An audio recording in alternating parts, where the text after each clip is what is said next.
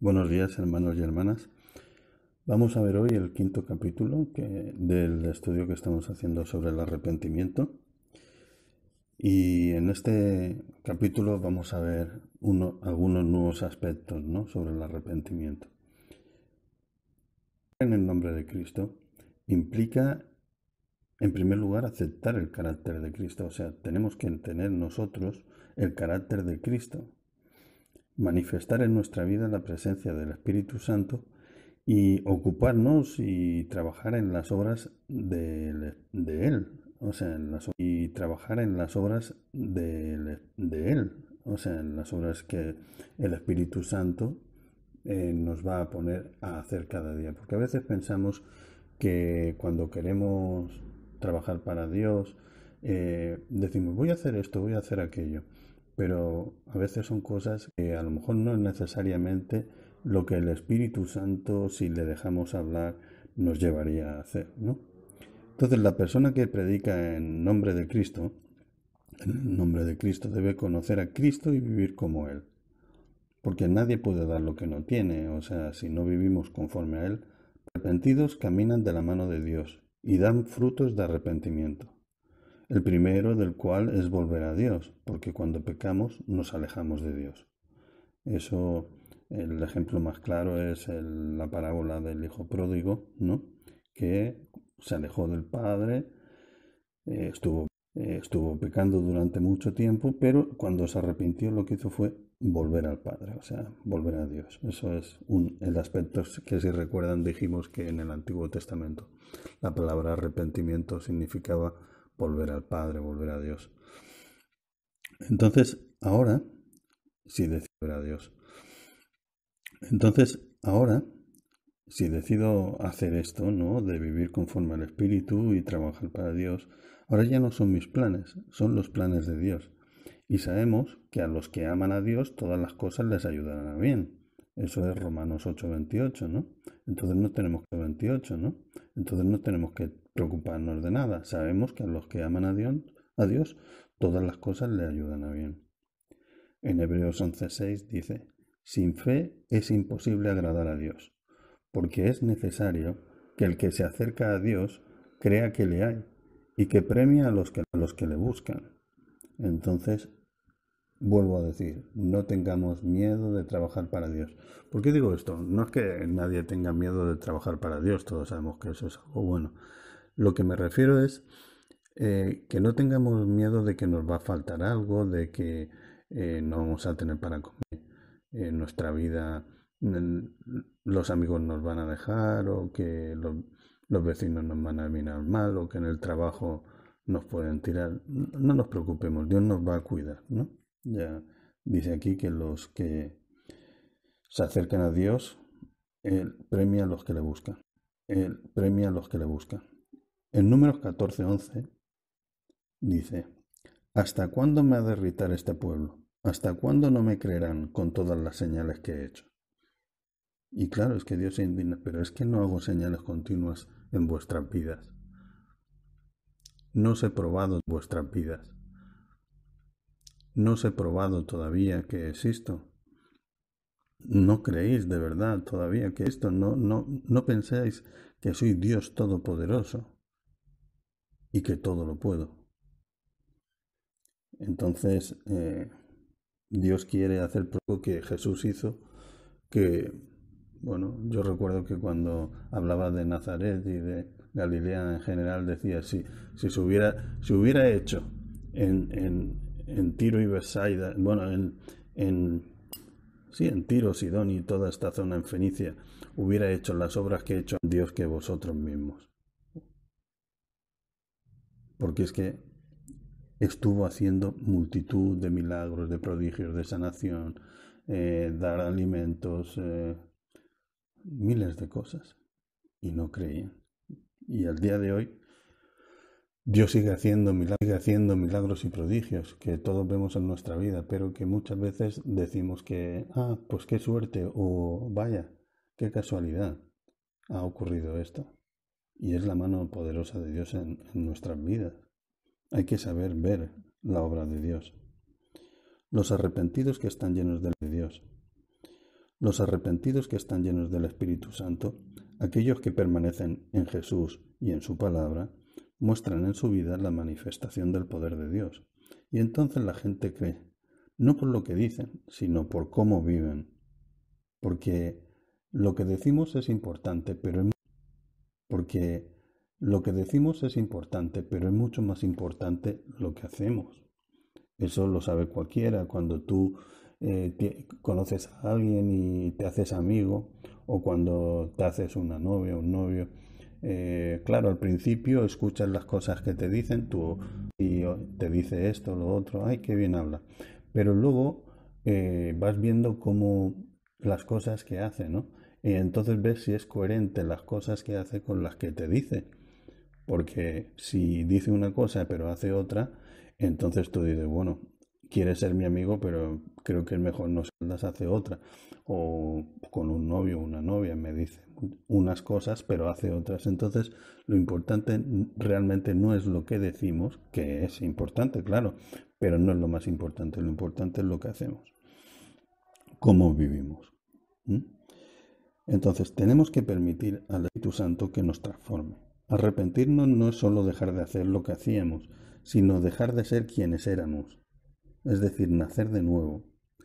En 2 de Corintios 5:17 hay un versículo que me gusta mucho que dice, de modo que si alguno está en Cristo, nueva criatura es.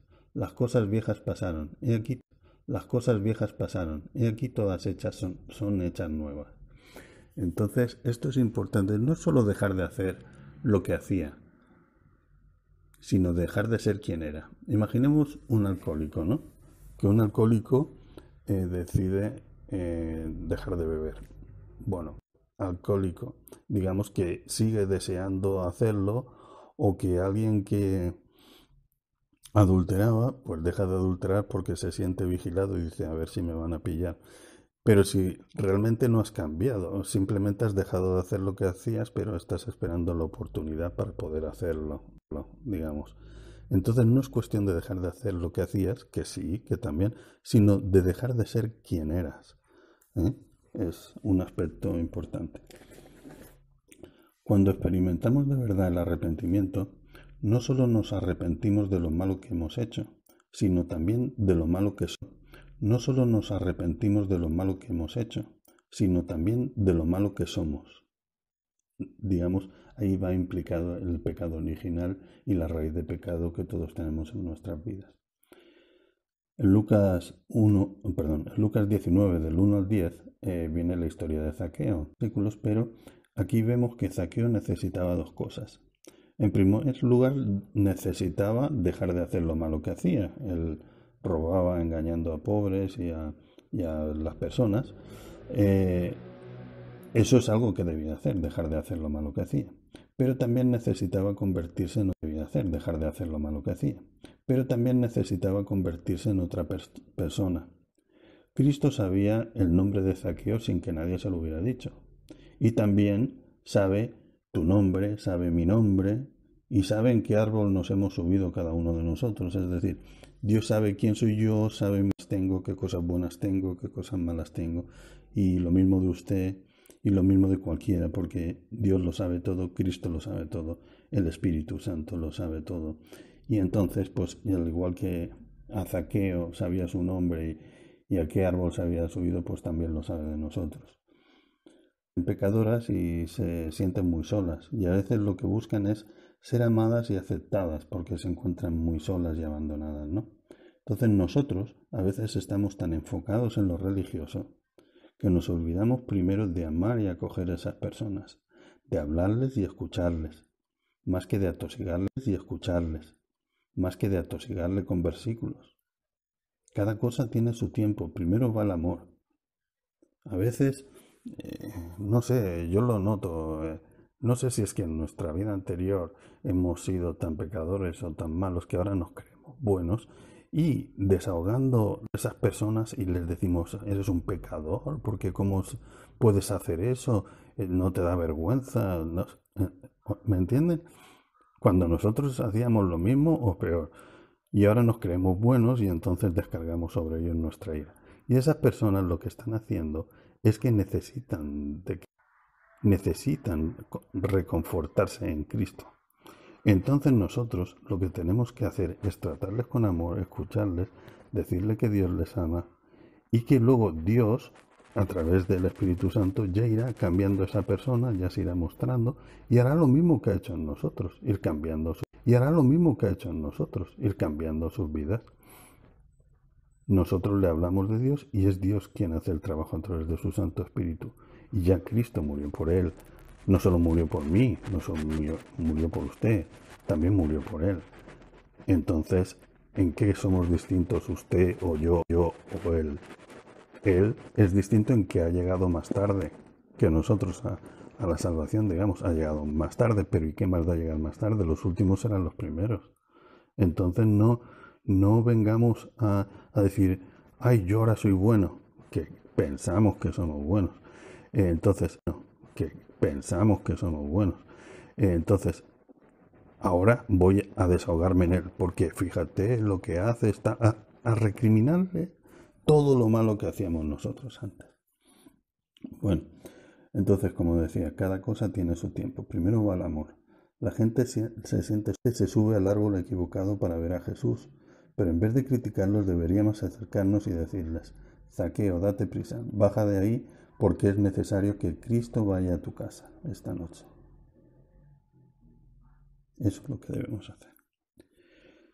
En Efesios 3:17, para que Cristo vaya a morar en tu corazón, o sea, en tu mente, en tu alma, ¿no? No importa de dónde vengas, no importa lo que haya en tu mente. Si le abrimos la puerta a Cristo, Él limpiará todo, porque Satanás saldrá huyendo, porque donde está el Espíritu Santo no entra Satanás. Entonces, aceptando, porque donde está el Espíritu Santo no entra Satanás. Entonces, acepta el arrepentimiento que Dios te está ofreciendo. Zaqueo le hizo una cena. ¿Verdad que dice el Señor? Y aquí yo llamo a la puerta. Si me abres, entraré a cenar contigo. ¿Qué hizo la puerta? Si me abres, entraré a cenar contigo. ¿Qué hizo Zaqueo? Justamente eso. Llegó Jesús, llamó a su puerta, en el sentido de que llegó a Jericó, él se subió a un árbol, Jesús lo vio, le dijo a Zaqueo, es necesario que bajes de ahí, porque, o sea, ¿me entiendes? Y le invitó a cenar y fue a su casa. En un sentido simbólico eso es lo que todos debemos hacer. Aceptar el arrepentimiento que nos ofrece y hacerle pasar a nuestra casa para que esté con nosotros, a través del Consolador, de su Santo Espíritu. Entonces, Zaqueo le hizo la cena y le dijo, solo se lo devolveré cuadruplicado. Entonces, ¿cambió Zaqueo o no cambió Zaqueo? Pues claro que cambió. Ya no es el mismo. No solo se arrepintió de lo que hacía, no solo se dejó de robar, cambió porque Jesús no le exigió que diera la mitad a los pobres ni que le devolviera cuadruplicado lo que había robado a alguno. No, eso no se lo exigió. Pero él lo hizo porque nació de nuevo, ya era otra persona. No es simplemente dejar de robar, lo que decíamos antes, no es simplemente dejar de hacer lo malo que hacíamos, sino hay que nacer de nuevo. Entonces él lo hizo, de nuevo. Entonces él lo hizo. Él se convirtió, digamos, se arrepintió y se convirtió. Entonces, hermano, deja entrar a Jesús en tu casa y verás los cambios. Jesús le dijo a Zaqueo, hoy ha venido la salvación a tu casa, porque quería salvar lo que estaba perdido. Si leemos la parábola del joven rico en Marcos, parábola no, el texto de el joven rico en Marcos 10 del 17 al 23, vemos que el joven rico no es que se perdió así, Jesús no lo dice así. Aquí lo que se ve, lo voy a leer, lo dice, al salir él, se refiere a Jesús, para seguir su camino, vino uno corriendo, hincando la rodilla delante de él, le preguntó, Maestro bueno, ¿qué haré para heredar la vida eterna? Jesús le dijo, ¿por qué me llamas bueno? Ninguno es bueno, sino solo uno, Dios. Los mandamientos sabes, no adulteres, no mates, no hurtes, no digas falso testimonio, no defraudes, honra a tu padre y a tu madre. El joven rico entonces respondiendo le dijo, Maestro, todo eso ya lo he guardado desde mi juventud. Entonces Jesús Entonces Jesús mirándole le amó y le dijo: una cosa te falta, anda y vende todo lo que tienes y dalo a los pobres, y tendrás tesoro en el cielo. Y ven, sígueme tomando tu cruz. Esto fue la clave. Esto fue la clave.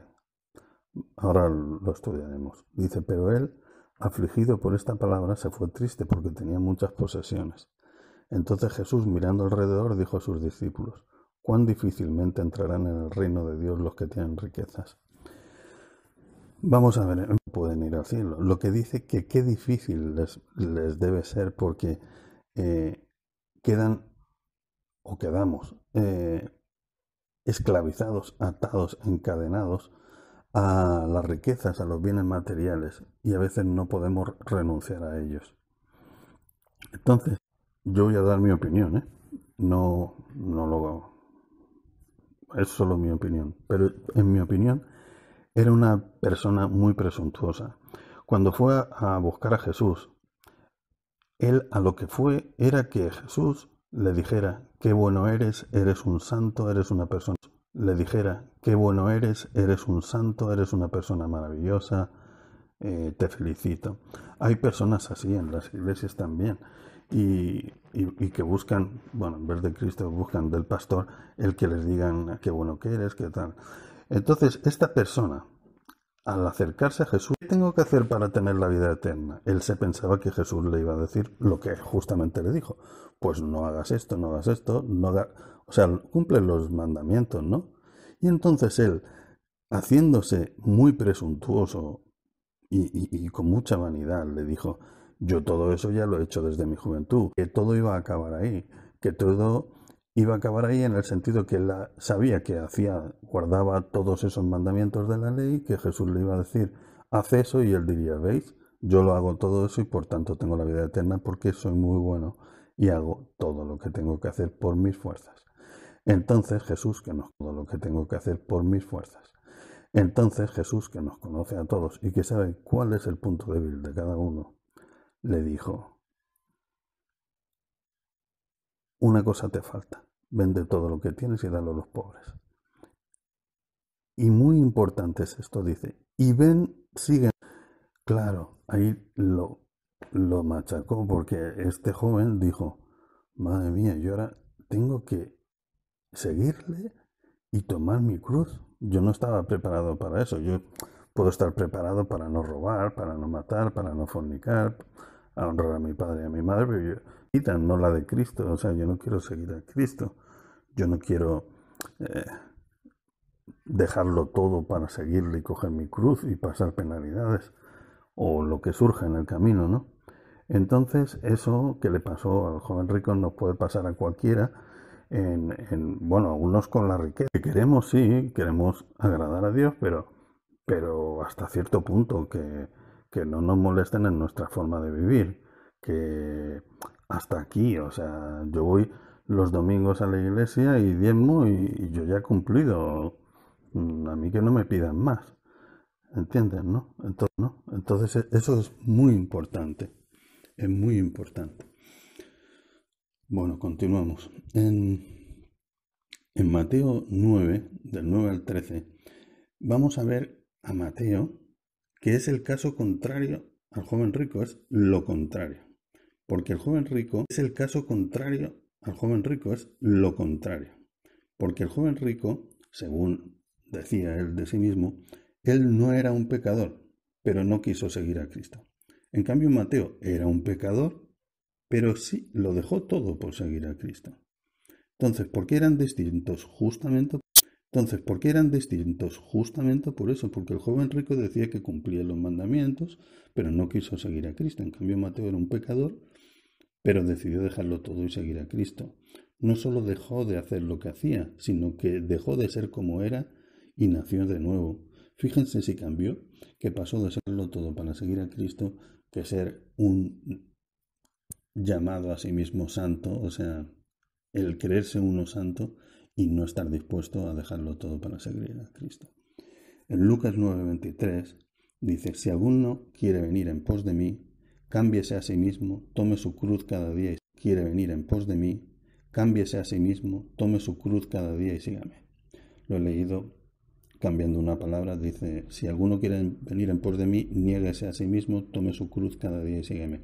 Pero ¿qué es negarse a sí mismo sino cambiar? O sea, yo soy así o yo era así, pero me niego a mí mismo sino cambiar. O sea, yo soy así o yo era así, pero me niego a mí mismo y ahora voy a ser de otra manera.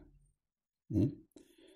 En Gálatas 2:20, Pablo dice, resumiendo, dice, ya no vivo yo, sino Cristo vive en mí. Pablo ya no quería saber nada de Saulo. Saulo, que se le apareciera a Cristo en el camino a Damasco, él era Saulo y después pasó a ser Pablo. Y él decía, ya no vivo yo, Cristo vive en mí. ¿Eh? Por eso decía lo de, si alguno quiere venir en pos de mí, cámbiese a sí mismo, tome su cruz cada día y sígame. Y eso es lo que hizo Pablo. Buscaba que los detuviesen, encarcelaran o mataran. Y cambió a ser justamente un evangelista, un apóstol que predicó a Cristo, a Dios y a Cristo en todas las naciones que pudo llegar. Y bueno, un apóstol tremendo. Entonces, cuando cambiamos, la gente se da cuenta de que cambiamos y se da cuenta de que ese cambio no lo hemos hecho nosotros, sino que es Cristo viviendo en nosotros y cambiándonos cada día. El arrepentimiento es fundamental en el Evangelio. Fíjense si es importante que Satanás no quiere que se hable de eso. ¿Por qué? Porque eso salva vidas. ¿Qué hizo? A ver, por ejemplo, una de las personas que más habló del arrepentimiento era Juan el Bautista, ¿no? Arrepentíos porque el reino de los cielos se ha acercado. Entonces, claro, Satanás dice, si las personas que son pecadoras y están en mí, son esclavos de mí, se arrepienten, yo voy a perderlos y se van a salvar. Y yo los quiero llevar a condenación, porque yo quiero destruir el plan de Dios, quiero destruir la obra de Dios. Y cuantos más tenga encadenados a mí, atados a mí, pues mucho mejor, porque yo quiero destruir la obra de Dios. Entonces, ¿qué ocurrió? Pues Satanás utiliza personas, se introdujo de una forma espiritual, digamos, ¿no? En la madre de la niña que bailó ante Herodes, el rey le dijo, pide lo que quieras que te lo doy. La niña, en vez de pedir, no sé, un vestido bonito, en vez de pedir joyas o lo normal que pediría un adolescente o cualquier cosa, pues no se le ocurre otra cosa que pedir la cabeza de Juan el Bautista. Díganme ustedes en serio. Eso lo hizo porque su madre se lo dijo. ¿Y por qué se lo dijo su madre? Porque Satanás se lo metió en la cabeza y la utilizó para eso. Urdió todo el plan. Porque si no, ¿qué madre va a poner a bailar a su hija medio desnuda delante de reyes y gente poderosa, una niña de 12,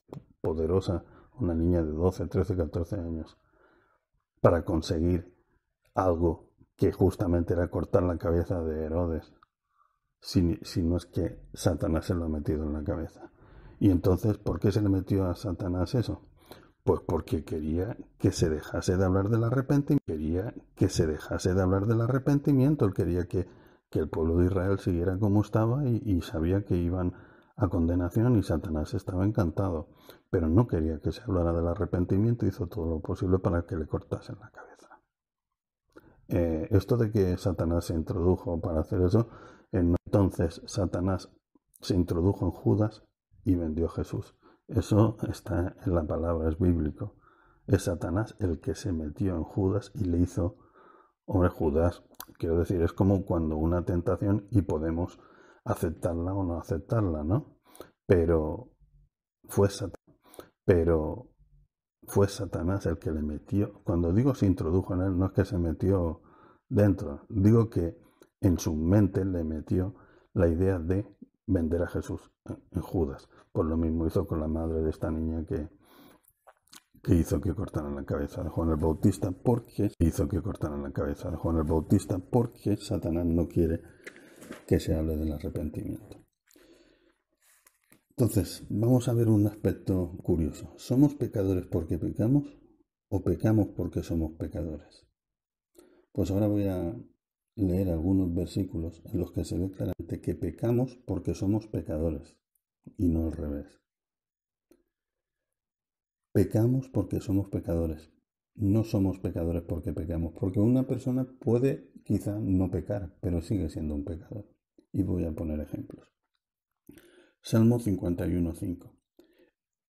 Ya de origen viene. Salmo 58:3. Se apartaron los impíos desde la matriz, se descarriaron hablando mentira desde que nacieron. Y un ejemplo clarísimo es el de Job. Job era un ser humano que, fíjense que Dios le dijo a Satanás, una vez que Satanás estaba hablando con Dios, ¿has considerado a mi siervo Job, que camina rectamente y hace todo lo bueno y tal? Entonces, para Dios, Job era un ser humano que andaba en sus caminos, ¿no? Que andaba en sus caminos. Pero en el fondo, Job era un ser humano y era pecador, por lo tanto. Aunque no pecaba, pero era un pecador. Era un pecador que no pecaba, porque él caminaba en los caminos de Dios y Dios lo protegía. Pero entonces cuando Job conoció a Dios, podemos decir, bueno, Job siempre conoció a Dios. No, porque fíjense que Job mismo dice en el último capítulo, en el capítulo 42 de Job, dice, de oídas te conocía, mas ahora que mis ojos te ven, me arrepiento en polvo y ceniza. Una cosa es que no, en Dios y otra cosa es creer a Dios. Ya lo vimos con Abraham, que él creía a Dios, no creía en Dios. No es de alguien que nos hablan en los domingos o algo que oímos en prédicas, en YouTube. No, es una relación personal. Entonces, cuando Job conoció de verdad a Dios y dijo, antes de oídas te conocía, más ahora que mis ojos te ven, me arrepiento en polvo y ceniza, se convirtió en una nueva persona, porque se dio cuenta de que antes se apoyaba en su propia justicia, y cuando conoció a Dios se arrepintió en polvo y ceniza y se convirtió en una nueva persona. Los que llamamos malos, los que deben arrepentirse y convertirse a Dios. También los que se creen buenos deben convertirse a Dios, pues si no se construye sobre la roca, todo se derrumba, solo Cristo salva. Y si nosotros creemos que somos buenos en nuestra justicia propia, como al principio hacía Job, que para todo como al principio hacía Job, que para todo el mundo era muy bueno, o el joven rico, que para él era buenísimo, pero no construían sobre la roca, que es Cristo, es decir, se creían buenos en sí mismos, y todo hay que hacerlo construyendo a partir de Cristo, mejores que otros. Pero si conociéramos a Cristo y el Espíritu Santo morara en nosotros, nos daríamos cuenta de nuestra naturaleza pecadora. ¿Qué quiere decir esto? Vamos a ver, a veces cuando los hombres, como decía antes, en cuanto mejor que nos hemos cepillado un poco, en cuanto mejor que nos hemos cepillado un poco la ropa y que ya estamos limpios. ¿Por qué? Porque nos miramos con otros que están más sucios que nosotros. Uno sale a la calle con manchas y ve a otro más manchado y dice, mira qué sucio va ese. Tú también vas sucio, pero el otro va más sucio, ¿no? Con otras personas y no con Cristo. A lo mejor, imagínense, yo trabajo de mecánico, salimos de trabajar los compañeros de la fábrica, arreglamos coches y salimos con nuestra ropa de trabajo llena de grasa y de manchas. Miro a mi compañero y le digo, mira qué sucio. Miro a mi compañero y le digo, mira qué sucio que vas. Y a lo mejor yo también llevo manchas de grasa en mi ropa de trabajo, pero él va mucho peor que yo y digo, qué sucio vas, ¿no?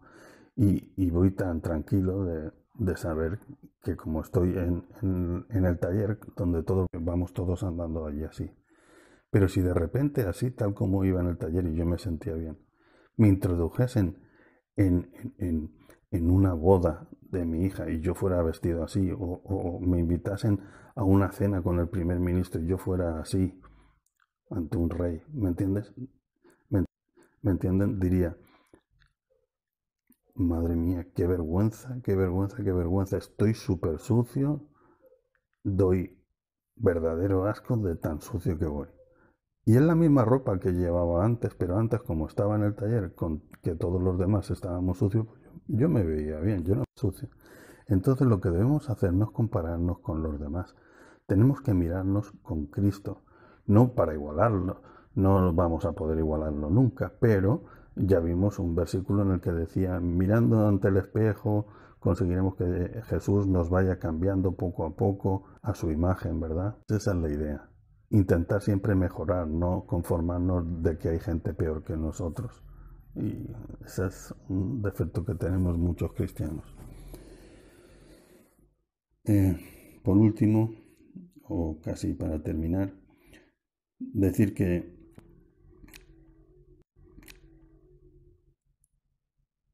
sí, que hay muchas personas que se creen buenas y no se arrepienten porque no tienen conciencia de pecado. Eso también hablamos el otro día. Porque cuando no tenemos conciencia de pecado, cuando nos creemos limpios, pensamos que si yo no pido perdón por nada, Dios no me va a perdonar nada. No porque no quiera, sino porque tú consideras que estás bien, pues no le dices, Señor, me arrepiento, perdóname, he hecho esto mal, y Dios te perdona, ¿no? Para eso ha muerto Cristo por ti.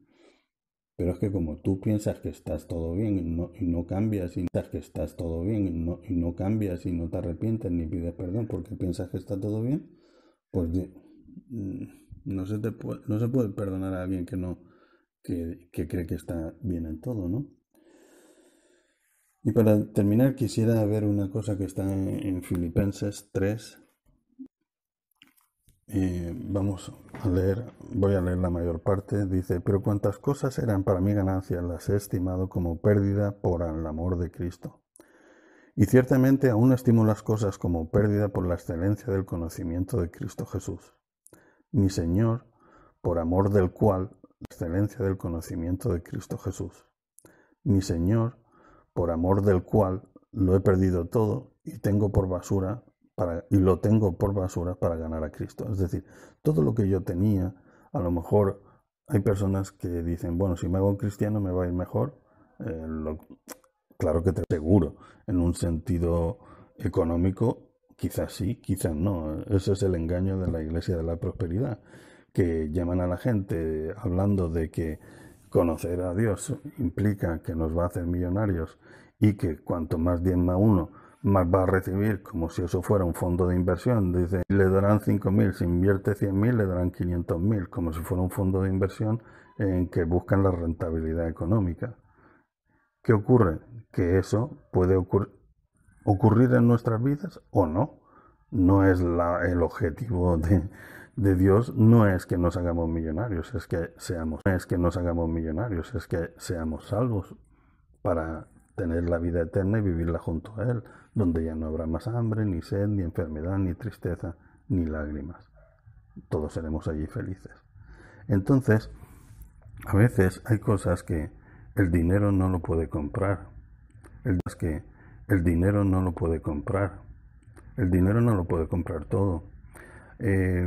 Con el dinero se compran cosas, pero hay otras cosas, ¿no? Como el amor de tu esposa, del cariño de tus hijos, el que tus amigos, que eres una persona seria y cumplidora, el gozo que da sentirse en las manos de Dios, la paz que te da, la falta de ansiedad cuando llegan los problemas, la confianza que tienes en que Dios te va a ayudar, en cuando te enfermas y oras sabiendo que Dios se puede comprar con dinero.